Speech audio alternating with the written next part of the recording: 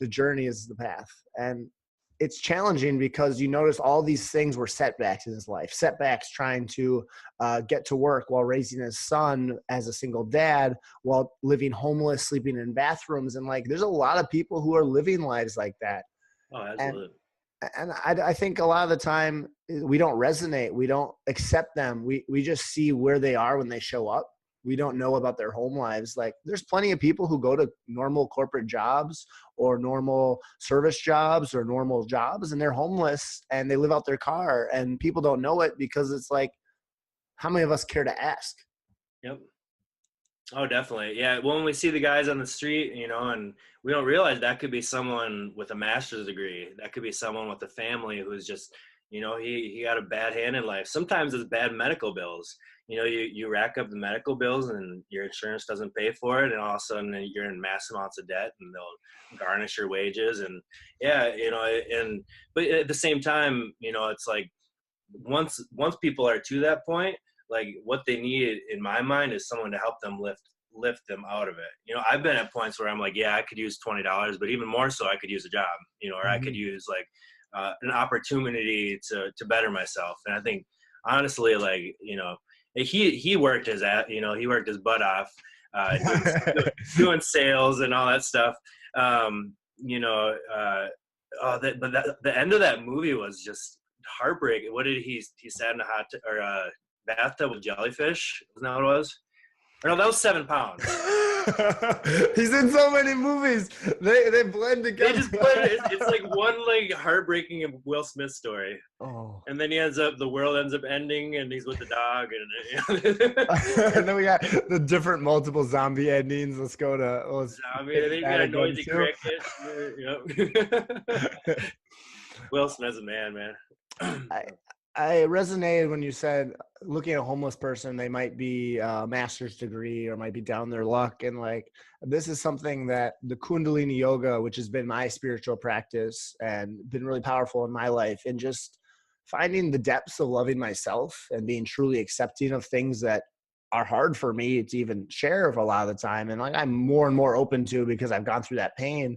But the first rule from the Aquarian age, from Kundalini yoga, is recognize the other person as you. Yep. And it's so simple. It doesn't take a lot, but like, what makes us different is what makes us the same. And it's this paradox that who you are, who your parents were, what role models you've had, what career choices, what job choices, what life choices, what social choices, they're all infinite choices. We're making them every single day, whether we know it or not. And that's what makes us all unique, is we're all going through a separate, like almost video game in a sense of our lives. Yep.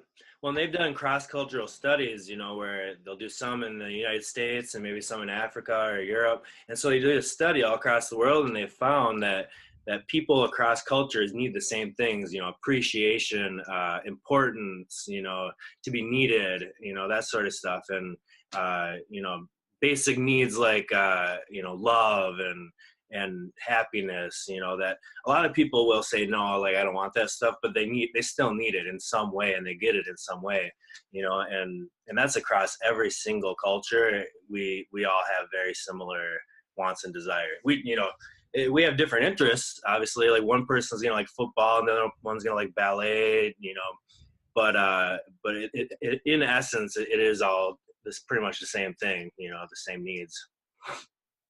Yeah. By chance, I was actually just talking about this on the car ride. I was with a couple of friends. I got a car accident a few days ago, and my buddy drove to yoga. I got T-boned. It's a whole ordeal, but another story.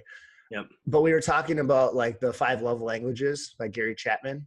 Have you heard of that by chance? I have, and my brother told me briefly about them, but I haven't read the book.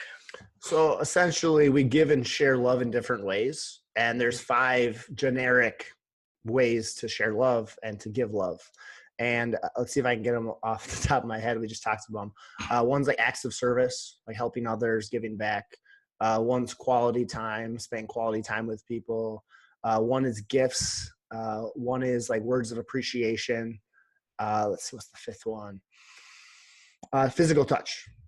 Oh yeah, yep. So we give love and we receive love in different ways. So like I might think I'm sharing love by praising you or being affirmative, but for you that's actually not really that big of a deal. You'd rather me spend time with you, or you'd rather me like hold your hand, or you rather whatever it is. And it's finding that give take balance because we're all different.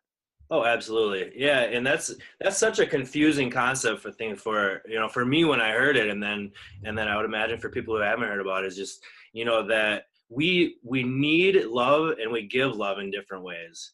That like what I see as appreciation for myself is not necessarily what I see as giving appreciation, and that's the same as like the Myers-Briggs sort of stuff where, Mm-hmm. we all have our own basic character traits, and a lot of companies are smart to basically set people up who are similar, so because it avoids conflict, and it makes the environment the best, to get people to get along. And I think in general in the world that's how things work. We don't get along with certain types and sometimes they're the exact same people as we are. Totally. Isn't that the weird thing? Like Well, they're the then we run exact into our ego. Yep. Like it's hard because there are pain points with all of us. I feel the same within my family. I love my parents to death. I love my brothers. I love my cousins, but I don't always see eye to eye to them on the same level. And as I grow up, as I get older, I've taken many years. This has been the last 2.5 years of my life since leaving the corporate world, and a lot of sacrifice in that. I lost my really good paycheck, my really good health benefits, like a lot of those things, 401k match, all the things that are great from that life.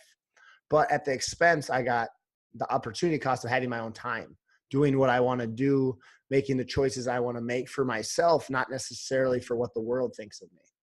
And Absolutely. it's hard because like I wasn't happy in that role. I wasn't happy behind a cube because